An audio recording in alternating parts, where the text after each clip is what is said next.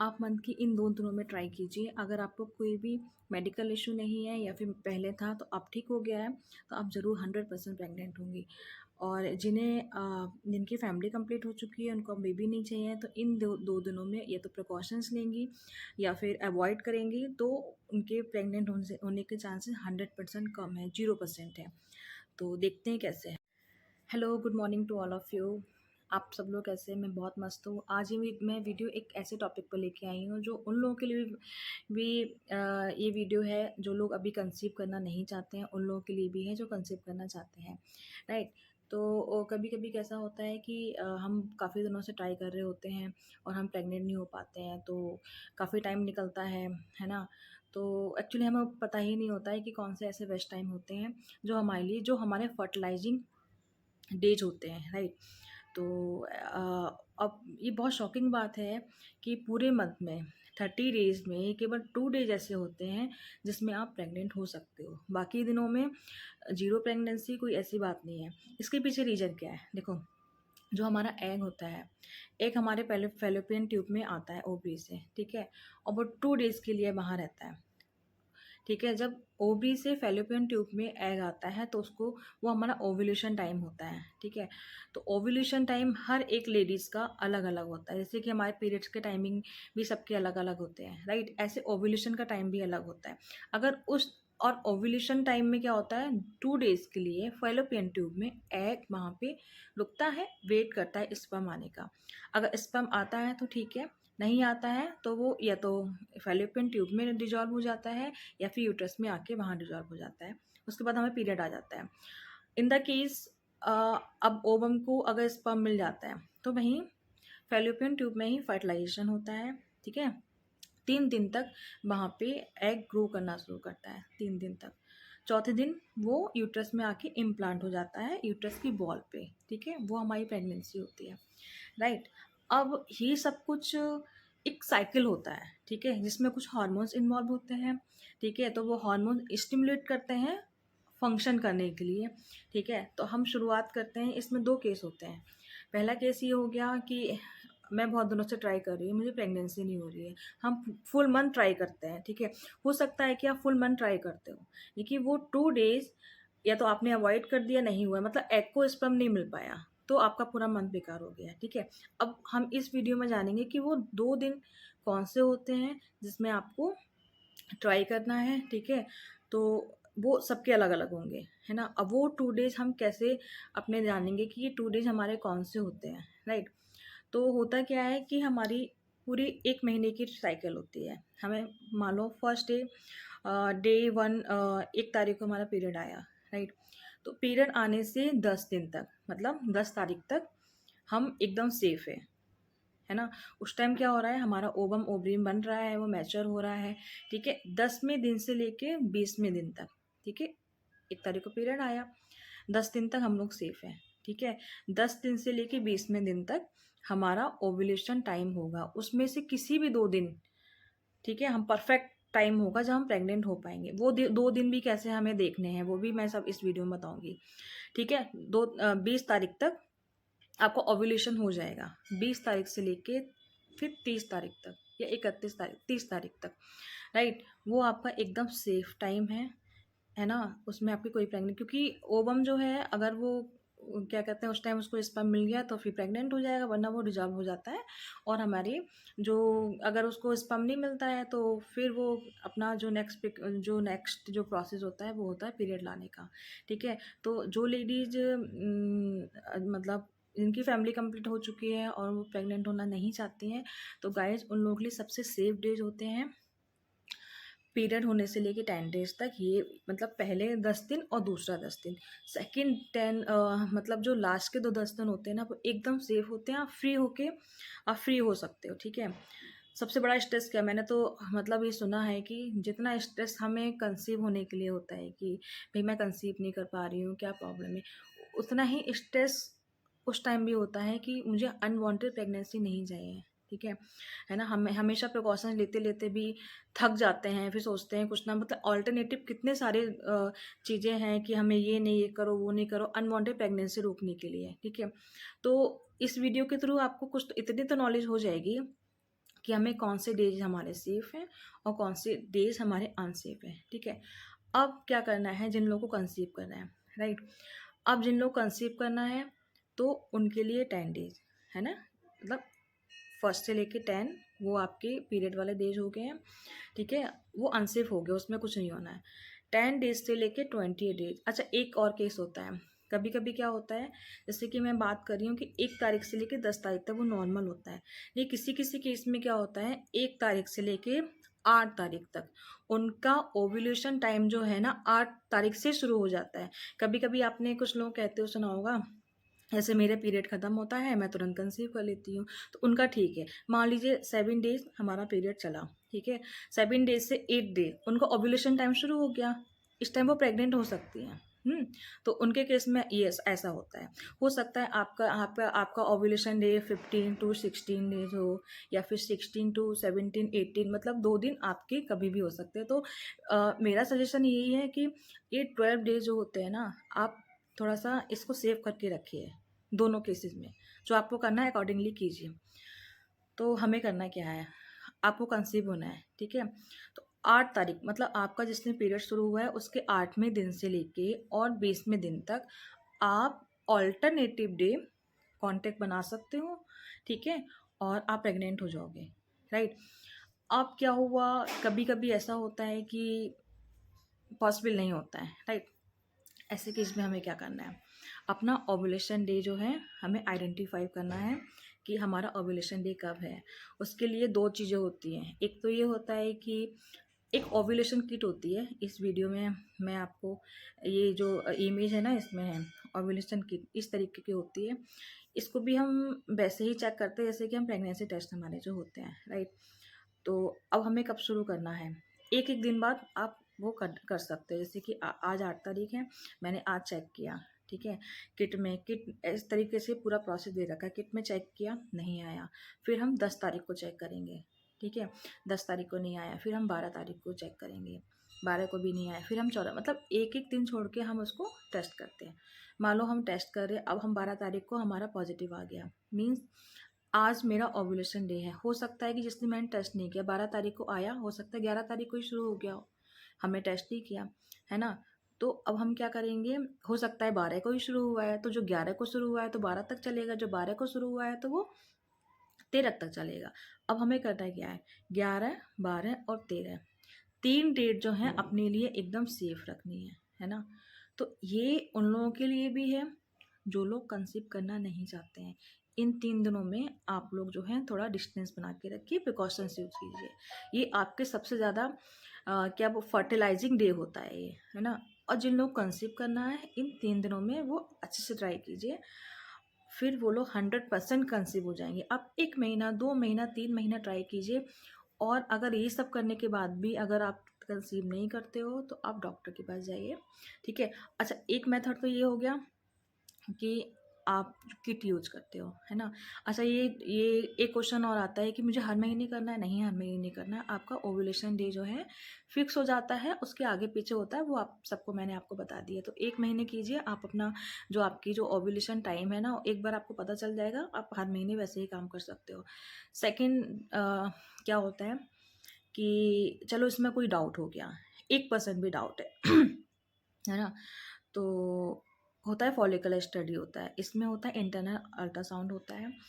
तो अगर आप डॉक्टर के पास जाओगे, जैसे कि आप बहुत टाइम से कंसीव कर रहे हो, है ना, आपके पास इतना टाइम नहीं है कि आप ये सब कुछ करोगे, तो आप डॉक्टर के पास जाइए, वो आपको फिक्स बताएंगे, है ना। तो वो क्या करते हैं, फॉलिकुलर स्टडी करते हैं, आपके पीरियड के 8वें दिन आपको बुलाएंगे, वो एक एक दिन छोड़ के आपको उनके पास जाना है, वो इंटरनल अल्ट्रासाउंड करेंगे, और आपका एग कब, मतलब कैसे ग्रो हो रहा है, कब मैच्योर हो रहा है, कब वो रप्चर हो रहा है। जिस दिन वो रप्चर हो जाएगा, वो उस दिन डॉक्टर आपको बोलेंगे कि भाई ये आपका ओव्यूलेशन डे है, आज आप ये 2-3 दिन ट्राई करो, आपके लिए बेस्ट टाइम है, ठीक है। अब ये 2 तरीके हो गए जिससे हम अपना ओव्यूलेशन टाइम निकालेंगे, है ना। और मान लीजिए अगर आपको प्रेग्नेंट होना है, इस टाइम सब कुछ ठीक रहा तो आप प्रेग्नेंट हो जाओगे, बहुत बहुत कॉन्ग्रेचुलेशंस, ठीक है। अब क्या होता है कि बहुत सारी चीज़ें होती हैं, लाइक अब मैं आपको पूरा प्रोसेस बताती हूँ ये सब कुछ कैसे होता है, ठीक है। अब ये तो सारा प्रोसेस हो गया कि कैसे हमें अपने पूरे 30 डेज़ को मैनेज करना है, कैसे-कैसे कब काम करना है, ये तो हमारा हो गया सारा ज्ञान। अब क्या होता है कि ये सब कुछ रेगुलेट कौन करता है, राइट? ये सब कुछ रेगुलेट करते हैं हमारे जो सेक्स हार्मोन्स होते हैं। एफएसएच हो गया, एलएच हो गया, एस्ट्रोजन हो गया एंड प्रोजेस्टेरॉन हो गया, ठीक है? तो ये भी आप बहुत अच्छे से समझिएगा, क्योंकि देखिए जो मेरा नेचर है वो क्या है कि देखो, मुझे भी थोड़ा टाइम लग गया था कंसीव होने में, राइट? तो कंसीविंग में टाइम लग रहा था, तो उस टाइम ड्यूरेशन मुझे क्या था कि मेरे अंदर क्या एक्टिविटीज़ हो रही है कि आखिर मैं क्यों प्रेग्नेंट नहीं हो पा रही हूँ। मैं डॉक्टर्स के पास जाती थी पहले, मतलब उससे पहले मैं पूरा केस स्टडी करती थी कि आखिर मेरे अंदर चल क्या रहा है, क्यों ऐसा नहीं हो रहा है। नेक्स्ट डे आके मैं डॉक्टर से डिस्कस कर रही हूँ, ठीक है? अच्छा, होता क्या, नॉर्मली हम डॉक्टर के पास जाते हैं, ठीक है? वो टेस्ट कराएंगे, वो मेडिसिन लिखेंगे, ज़्यादा बात तो होती नहीं है, राइट? अब मेरे केस में क्या होता था, हम लोग बैठ के वहाँ एक लेवल आगे डिस्कस करते थे, ठीक है? जो नॉर्मल पेशेंट के साथ डॉक्टर्स डिस्कस नहीं करते, उनको पता होती है, मे बी इसके बारे में पेशेंट को नहीं पता होगा तो क्या ही वो उनसे डिस्कस करेंगी, ठीक है? तो मैं आपको फ्रैंकली बता दूँ, थोड़ी प्रॉब्लम मेरे अंदर थी जो मैं कंसीव नहीं कर पा रही थी। तो अगर मैं कहूँगी तो जो कंसीविंग टाइम, अगर जो प्रॉब्लम मेरे अंदर थी, तो मुझे लगता है कि मुझे बहुत टाइम लग जाता कंसीव करने में।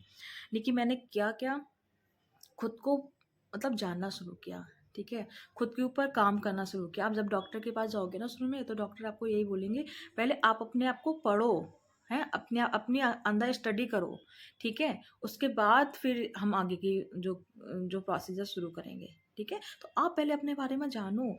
अब ये वीडियो देखने के बाद आपको इतनी नॉलेज तो हो जाएगी ना कि भाई कौन से डेज़ मेरे सेफ़ हैं, कौन से डेज़ मेरे अनसेफ़ हैं। अगर आपको प्रेगनेंसी चाहिए है तो कौन से डेज़ पे आपको ज़्यादा एक्टिव होना है, ठीक है ना? तो फिर अगर इतना भी अगर आपको ज्ञान हो गया, अगर आप इस चीज़ों को, जो चीज़ें मैंने बताई हैं, इनको भी अगर आप फ़ॉलो करते हो, तो मेक श्योर आप प्रेग्नेंट हो जाओगे, अगर आपके अंदर कोई मेडिकल प्रॉब्लम नहीं है तो, राइट?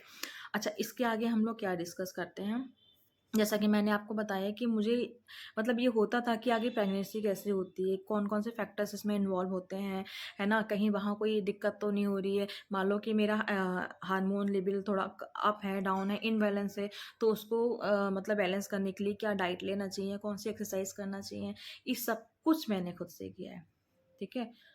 तो फाइनली आज मेरे पास ट्विन्स हैं, 3 साल के हो चुके हैं, ठीक है? तो मैं सभी लेडीज़ के लिए कहूँगी, वर्क ऑन योरसेल्फ, राइट? तो अब शुरू करते हैं कि इसके पीछे कौन-कौन से फैक्टर्स होते हैं। देखो, हमारे जो ये कान कान है ना, कान के पीछे एक ग्लैंड होती है, इसको कहते हैं पिट्यूटरी ग्लैंड कहते हैं। एक ग्लैंड मीन्स ग्रंथि होती है। इसका काम क्या होता है, हमारी बॉडी में जितनी भी ग्रंथि हैं, चाहे वो थायराइड होगी है, पैराथायराइड होगी, एड्रिनल होगी, सेक्स ग्रंथि मतलब हमारी ओवरी जो भी एक ग्रंथि होती हैं, उनका जो फंक्शन होता है ना, उनको कंट्रोल करती हैं कि भाई आप अच्छे से काम नहीं कर रहे हो, आपको अच्छे से काम करना चाहिए, मैं ये हार्मोन आपको भेज रही हूँ, ठीक है? अगर आप अच्छे से काम कर रहे हो, बहुत ज़्यादा एक्टिव हो गए हो, तो आप थोड़ा स्लो डाउन कर लो, क्योंकि आपकी बॉडी के लिए ठीक नहीं है, राइट? ऐसे ही पिट्यूटरी ग्लैंड क्या करती है, एफएसएच और एलएच 2 हार्मोन्स होते हैं जो रिलीज़ करती है, ओवरी में जाते हैं, ठीक है? अब एफएसएच हार्मोन निकल के पिट्यूटरी ग्लैंड से, पिट्यूटरी ग्लैंड हमारे यहाँ होती है, कान के पीछे होती है छोटी-सी ग्लैंड, वहाँ से क्या होता है, एफएसएच फॉलिकल स्टिमुलेटिंग हार्मोन, हम ये ग्लैंड से निकल के, पिट्यूटरी ग्लैंड से निकल के हमारे ओवरीज में आ गया, ठीक है? ओवरीज का पूरा स्ट्रक्चर मैं आपको बताती हूँ, जो हमारा फीमेल रिप्रोडक्टिव ऑर्गन्स होते हैं, ये हमारे इस पिक्चर में अच्छे से आप समझ लो, ठीक है? अब वो ओवरी में आ गया। अब एफएसएच हार्मोन का काम क्या होता है, ओवरी में आके सबसे पहले वो एग बनाना शुरू करेगा, ठीक है ना? जो फीमेल जो एग होता है ना, ओवम फॉलिकल ये भी कहते हैं उसको, वो एग बनाएगा। दूसरा काम क्या होता है, एस्ट्रोजन लेवल, आपने बहुत कुछ सुना होगा, एस्ट्रोजन हार्मोन कम हो गया कि ज़्यादा हो गया, ये तो 2 काम इसके होते हैं, एक तो एस्ट्रोजन बनाएगा, दूसरा क्या करेगा, एग बनाएगा, ठीक है? एग बनाना शुरू करेगा। अब नेक्स्ट स्टेप क्या होता है, एस्ट्रोजन हार्मोन निकल गया। अब एस्ट्रोजन हार्मोन का नेक्स्ट काम क्या होता है, यहाँ तक एफएसएच हार्मोन का काम क मतलब यहाँ तक उसका काम था। अब नेक्स्ट काम किसका शुरू होता है, एस्ट्रोजन हार्मोन का। तो एस्ट्रोजन हार्मोन का काम क्या होता है, एलएच, जो एलएच हार्मोन है वो भी हमारे पिट्यूटरी ग्लैंड से निकल के ओवरी में आता है, पर वो वर्क नहीं करता, उसको कमांड कौन करता है, ये हमारा एस्ट्रोजन हार्मोन, ठीक है। तो एस्ट्रोजन हार्मोन निकल गया भाई। अब एस्ट्रोजन हार्मोन एलएच से कहेगा देखो भाई एफएसएच ने तो अपना काम कर दिया भाई, फॉलिकल्स बन रहे हैं, मैच्योर हो रहे हैं, अब आपका काम क्या है, इसको रप्चर करके फ्री कर दो ताकि ओवरी में जाके अपना ओव्यूलेशन टाइम शुरू कर पाए, ठीक है। अब रप्चर का मतलब क्या होता है? रप्चर का देखो, एक ये एग है, ठीक है। एग होता है, एग के चारों ओर एक कोटिंग होती है ना। तो एलएच क्या करता है, उस कोटिंग को फाड़ के एग को बाहर रिलीज कर देता है, वो फ्री हो जाता है ना। फ्री होके वो ओवरी से निकल के धीरे धीरे करके फैलोपियन ट्यूब में आ जाता है। ओवरी से निकल के वो फैलोपियन ट्यूब में आता है और 2 दिन तक वहाँ पे रहता है और स्पर्म के लिए वेट करता है प्रेगनेंसी के लिए, है ना। तो वो 2 डेज होते हैं। इस टाइम क्या होता है, एलएच हार्मोन हाई लेवल पे होता है ना, बहुत ज़्यादा हाई होता है, राइट। तो अब एक केस में क्या होता है, मान लो हमें पीसीओडी है ना, पीसीओडी केस में जो है एलएच जो लो होता है ना। तो एलएच लो होगा तो वो रप्चर नहीं कर पाएगा। जब एग रप्चर ही नहीं होगा तो वो क्या होता है, ओवरी में ही ना बढ़ना शुरू हो जाता है, ठीक है। अब वो बन जाती है सिस्ट ना। सिस्ट कैसे बनी, या तो एस्ट्रोजन लेवल अपना काम नहीं कर रहा है, एस्ट्रोजन लेवल अपना काम नहीं कर रहा है, वो कमांड नहीं दे रहा है एलएच को, और एलएच जो है उसको रप्चर नहीं कर पा रहे हैं, राइट। ये तो केस पीसीओडी में होता है, ओके। तो यहीं से इनफर्टिलिटी शुरू हो जाती है कि हमारे जब एग ही रप्चर नहीं हो रहा है, जब एग ही हमारे फैलोपियन ट्यूब में नहीं आ रहा है। या फिर एक चीज़ और होती है कि ये 10 डेज से लेकर 28 डे, ठीक है, इसके बीच में रप्चर होके बाहर आना बहुत ज़रूरी होता है। कभी कभी किसी किसी केस में क्या होता है कि टाइमली रप्चर नहीं हुआ और वो ओवरी में मतलब ग्रो कर रहा है, बढ़ रहा है और 21, 22, 23वें दिन वो निकल के बाहर आ रहा है। तो 20 दिन के बाद जितना भी टाइम लगेगा वो एकदम बेकार है, वो फर्टिलाइज नहीं होगा। तो पीसीओडी केस में यही होता है, या तो वो सिस्ट बन जाती है, किसी के से हर मंथ जो है सिस्ट बनती है, वो नेचुरली जो है डिजॉल्व हो जाती है, इसको पानी की सिस्ट बोलते हैं, राइट। तो या तो ये होता है कि वो एग बाहर निकल के नहीं आया या फिर लेट आया जो बिल्कुल बेकार हो गया है, ओके। तो यहाँ तक की स्टोरी ये हो गई कि एग हमारा अब ओवरी से फैलोपियन ट्यूब में आ गया है ना। अब उसके लिए 2 दिन है, ठीक है। अब क्या एलएच क्या बोलता है भाई, एलएच क्या बोलता है कि एक हार्मोन और प्रोगेस्टेरॉन हार्मोन होता है, राइट। तो प्रोगेस्टेरॉन हार्मोन क्या करता है, 2 दिन जब आपका ओव्यूलेशन डे होता है, ठीक है, तो प्रोगेस्टेरॉन हार्मोन क्या करता है, जो हमारी जो यूट्रस होता है ना, यूट्रस को बेबी को आने के लिए ना पूरा फेवरेबल कंडीशन बनाता है कि हमारी यूट्रस की लाइन है उसको थिक होना चाहिए ताकि वो जैसे मतलब बेबी वहाँ पर आके इम्प्लांट हो पाए, और जैसे जैसे वो ग्रो करेगा तो उसके लिए भाई यूट्रस की लाइनिंग भी तो अच्छी सी होनी चाहिए ना। तो वो यूट्रस की लाइनिंग को मोटा करता है। ये कौन बोलता है, एलएस बोलता है भाई ऐसा है, मैंने तो एग बाहर रिलीज कर दिया है, आपका काम है अब जो है यूट्रस की लाइनिंग अच्छी करना शुरू कर दो, ठीक है। और यूट्रस को बिल्कुल स्मूथ जैसे होता है ना, जैसे हम छोटा सा बेबी होता है उसको हम पालने में रखते हैं तो पहले चेक करते हैं कि मतलब वो पालना ठीक है नहीं है, कहीं वो गिर तो नहीं जाएगा, क्या कहते हैं बेबी के आने से, या फिर वो उसमें जो गद्दी लगी हुई है वो सॉफ्ट है नहीं है, कहीं बच्चे को चुभेगी तो नहीं। ये एक सब काम प्रोगेस्टेरॉन हार्मोन का करता है जो हमारे ओवरी से निकलता है, राइट। तो अब क्या होता है, इन 2 दिन अगर ओवम को स्पर्म मिलता है तो फर्टिलाइजेशन आपके ओवरी में ही होता है, ठीक है। अब एग को ओवम मिल गया है, फर्टिलाइजेशन शुरू हो गया है, 3 दिन तक फर्टिलाइजेशन जो है हमारे फैलोपियन ट्यूब में होगा। उस टाइम क्या होता है, एलएच लो, मतलब एलएच का लेवल काफ़ी डाउन हो जाता है, ठीक है। तो एलएच का लेवल डाउन हो जाता है और प्रोगेस्टेरॉन का लेवल बहुत हाई हो जाता है क्योंकि इस टाइम हम प्रेग्नेंट हो चुके हैं, हमारे एग और स्पर्म फर्टिलाइज हो चुके हैं। तो डॉक्टर्स क्या करती हैं, जब हमारा प्रेगनेंसी टेस्ट होता है ना तो एलएच टेस्ट करती हैं कि एलएच का अगर जो लेवल है वो डाउन है तो प्रेगनेंसी होने की संभावना है, प्रोगेस्टेरॉन का लेवल हाई है तो प्रेगनेंसी होने की संभावना है। तो एलएच टेस्ट करते हैं, इससे हमें पता चल जाता है कि हम इस टाइम प्रेग्नेंट हैं। अब नेक्स्ट का प्रोसेस क्या होता है, 3 दिन तक फर्टिलाइजेशन हमारे फैलोपियन ट्यूब में होता है। उसके बाद चौथे दिन जो है फैलोपियन से एग निकल के जो है हमारे यूट्रस में आता है, और यूट्रस के किसी भी एक लाइनिंग में किसी भी दीवार पर चिपक जाता है, वो इसको कहते हैं इम्प्लांटेशन ऑफ एम्ब्रियो। वो 3 दिन बाद मतलब जो वो जब फर्टिलाइजेशन होता है ना तो वो एम्ब्रियो बनता है, ठीक है। तो वहाँ पे आके इम्प्लांट हो गया, अब वहीं बेबी बहुत अच्छे से ग्रोथ करना शुरू कर देगा, ठीक है। अब जब बेबी ग्रोथ करता है, जब प्लेसेंटा बनता है तो प्लेसेंटा में से और प्रोजेस्टेरोन हार्मोन और अच्छे से रिलीज होना शुरू हो जाता है। तो ये सब टोटल स्टोरी मैंने आपको इसलिए बताई कि आप चीज़ों को समझो, ठीक है? जब तक आप चीज़ों को समझोगे नहीं, तब तक फिर आप कैसे अपने आप पे वर्क करोगे, राइट? तो फिर ये सब कुछ तो हो गया कि हमारी बॉडी कैसे कैसे फंक्शन करती है, जिससे हम प्रेग्नेंट होते हैं और नहीं भी होते हैं। अब हमें क्या करना है, ठीक है? एक सबसे बड़ा पॉइंट ये होता है कि स्ट्रेस लेवल। अब आपको मैंने बताया कि जितना भी सब कुछ हो रहा है, कंट्रोलिंग हो रही है, वो सब हार्मोन के थ्रू हो रही है, ठीक है? अब आपका स्ट्रेस लेवल बढ़ता जा रहा है, फैमिली का प्रेशर है, आपका खुद का प्रेशर है, आपका करियर का प्रेशर है, आपको बेबी चाहिए, बेबी नहीं हो रहा है, बहुत दिनों से मतलब आप ट्राई करे जा रहे हो, बेबी नहीं हो रहा है, स्ट्रेस लेवल बढ़ता है। अच्छा, आपने कभी गौर किया हो, जब आप बहुत स्ट्रेस में होगे, आपको बहुत गुस्सा आ रहा होगा, तो एकदम से सर फटने लगता है आपका, बीपी हाई होने लगता है, ब्रीथिंग होने में बहुत, मतलब जो सांस होती है बहुत जल्दी लेते हैं, मतलब हमें ऑक्सीजन की बहुत ज़रूरत होती है। तो ये सब कुछ होता है। इससे क्या, सबसे पहले इम्पैक्ट आपके माइंड पे पड़ता है, आपके हार्ट पे पड़ता है, आपके नर्वस सिस्टम पे इसका इम्पैक्ट पड़ता है। अब चूंकि मैंने बताया कि पिट्यूटरी ग्लैंड हमारे सर में ही होती है, मतलब ब्रेन में ही होती है, ब्रेन का एक पार्ट होता है। अब स्ट्रेस लेवल आपका बढ़ रहा है, एक हमारा हार्मोन होता है, उसको कहते हैं सेरोटोनिन हार्मोन, जो हमारे एड्रिनल ग्लैंड, किडनी के ऊपर एक ग्लैंड होती है, वहां से निकलता है। तो उसका काम क्या होता है, इन सबको कंट्रोल करना। अब स्ट्रेस कम हो गया, ये हार्मोन कम निकलना शुरू हो गया, ठीक है? अब हार्मोन कम निकलना शुरू हो गया, अब हमारा पिट्यूटरी ग्लैंड पे भी इसका बहुत इंपैक्ट पड़ना है, ठीक है? अब पिट्यूटरी ग्लैंड डिस्टर्बेंस होगी, क्योंकि हमारा स्ट्रेस लेवल बहुत बढ़ गया, हमारा बॉडी अच्छे से रिएक्शन नहीं कर पा रही है, और हम क्या करें कुछ समझ में बॉडी को नहीं आता है। ऐसे में क्या करती है बॉडी, एकदम गड़बड़ा जाती है कि मैं क्या करूं, क्योंकि इतना ज़्यादा प्रेशर हो गया है, सब कुछ हो गया है कि जो अब अच्छा, सेरोटोनिन हार्मोन जब निकलना बंद होता है ना, तो उस टाइम क्या होता है कि एक तरीके से आप भी सोच लो, बॉडी में एक टॉक्सिन इफेक्ट शुरू हो जाता है ना? सही में टॉक्सिन टॉक्सिन हो जाता है, कहते एकदम होता है ना कि आपको एकदम गर्मी लगना शुरू हो जाती है, ये फेंको वो फेंको, इस पे चिल्लाओ उस पे चिल्लाओ, एकदम बॉडी अजीब सा ही रिएक्ट करती है। अब उसमें क्या होता है भाई, बॉडी के हर एक ऑर्गन भी, अब किसी का पेट खराब हो जाता है, आप इस चीज़ को गौर कीजिएगा, जब बहुत स्ट्रेस में होते हैं, आपका पेट खराब हो गया, आपको सांस नहीं आ रही है, आपको ये वो बलान डम का बहुत सारी चीज़ें होती हैं।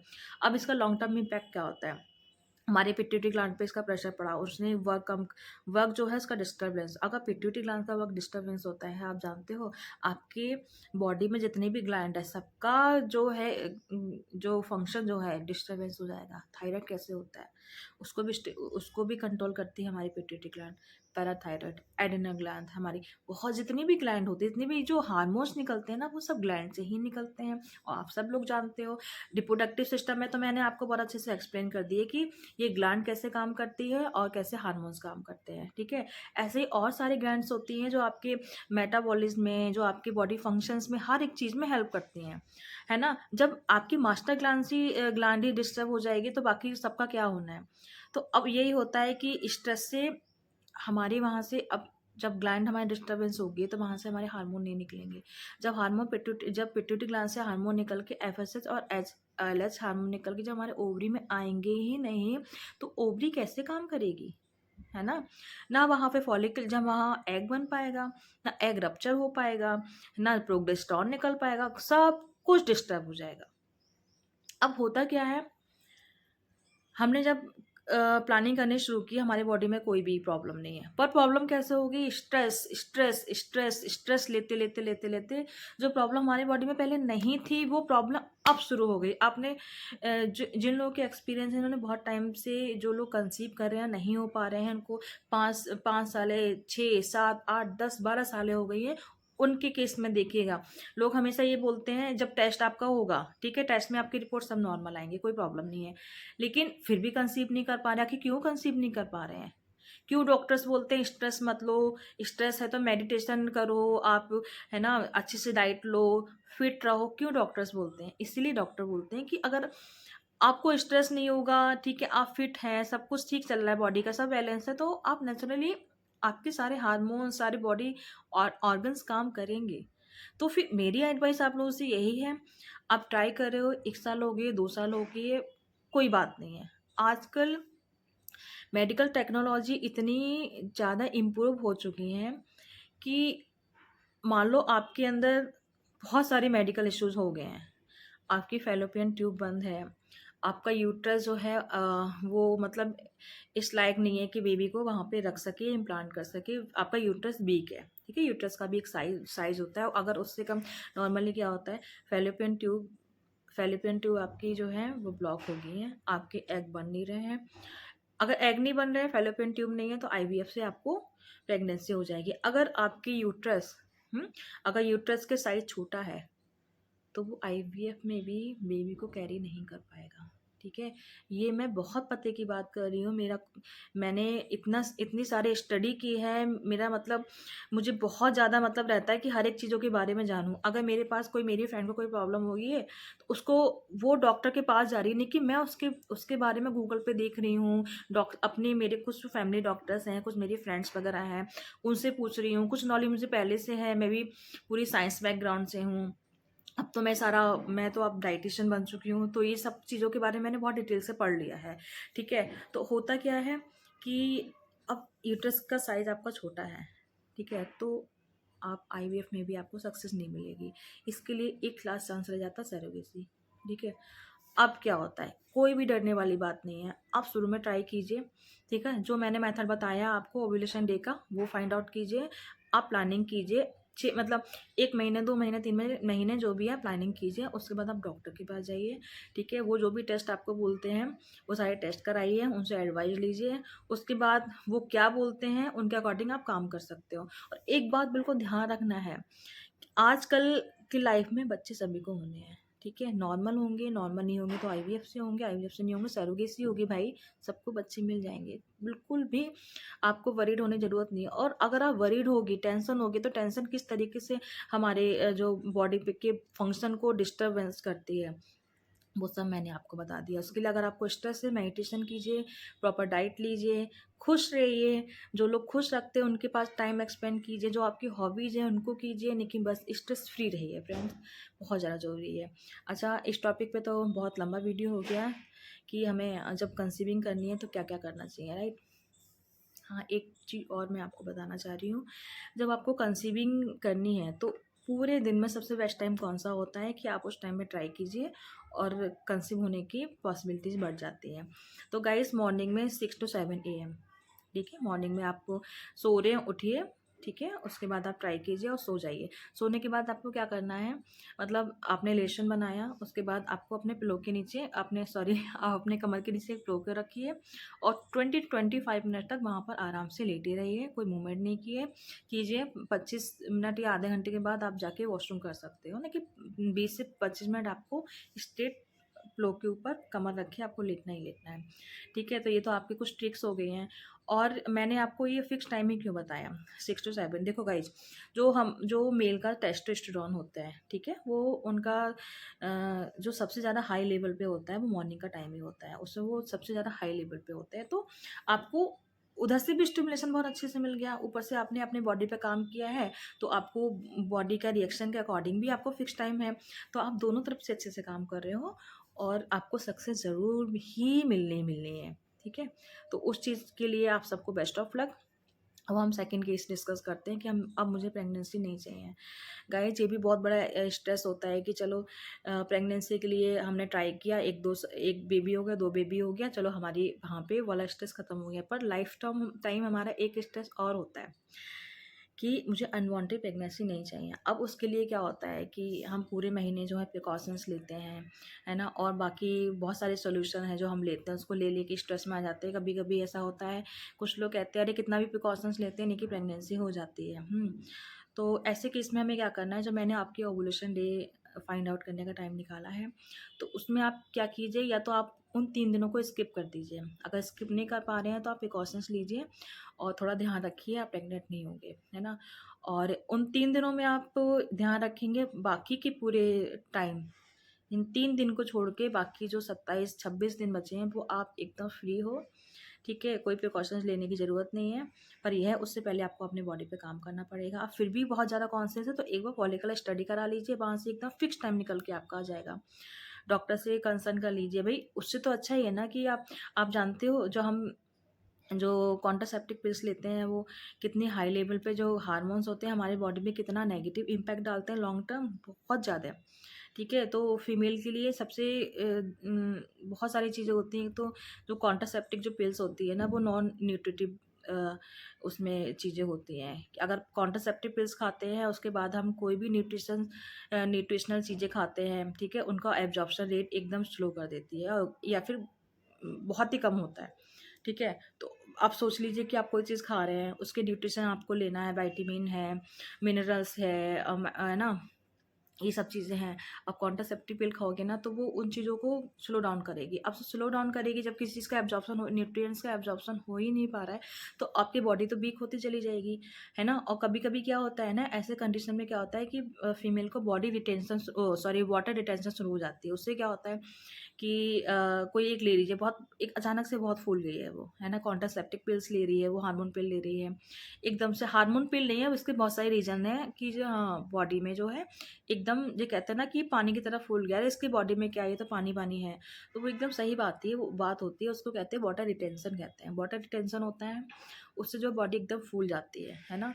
अब क्या होता है न्यूट्रिएंट्स हमको मिल नहीं रहे हैं, बॉडी अंदर से वीक हो रही है, बाहर से फूल रही है। तो एक कैसा पूरा गेस्चर बनता है लेडीज़ का कि बहुत मोटी सी लेडीज़ है ना? तो उसको ना कुछ एनर्जी है, ना वो काम कर रही है, एक जगह बैठी है, उसको बहुत चिड़चिड़ाहट हो रही है, मूड स्विंग हो रहे हैं, खुद से फ्रस्ट्रेशन हो रही है कि इतनी मोटी मैं हो गई हूँ, जितना मैं दिखती हूँ उतना मतलब मैं काम भी नहीं कर पाती हूँ, है ना गाइस? तो इस तरीके की चीज़ें लेडीज़ लोगों को काफ़ी फेस करनी पड़ती है। तो हार्मोन्स का सिस्टम जो है, वो लेडीज़ का सबसे ज़्यादा की जो कहते हैं ना मेन चीज़ें हैं, अगर कि लेडीज़ के अगर हार्मोन सिस्टम ठीक होंगे, तो परफेक्ट कोई प्रॉब्लम नहीं है, ना आपका वेट गेन होगा, ना वेट लॉस होगा, है ना? बढ़िया से आप एक्टिव रहोगे, हर एक चीज़ मतलब स्मूथली चलती रहेगी।